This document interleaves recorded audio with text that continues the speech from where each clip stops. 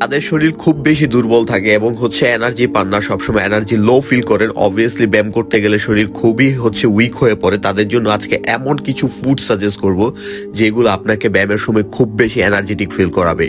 Number 1, অনেকে আছে আমাকে বলেন যে ভাই এমন কিছু খাবার সাজেস্ট করেন যেগুলো খাইলে ব্যায়াম করার সময় ঠিক মতো এনার্জি পাবো অথবা কাজ করার সময় এনার্জি পাবো।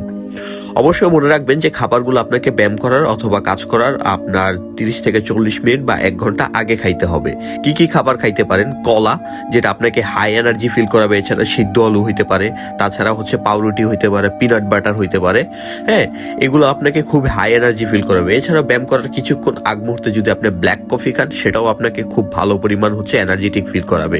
এছাড়াও আপনি সাপ্লিমেন্ট হিসেবে প্রি ওয়ার্কআউট ইউজ করতে পারেন, যেটাকে C4 অথবা আদার সাপ্লিমেন্ট আছে, এগুলো আপনি ইউজ করতে পারেন।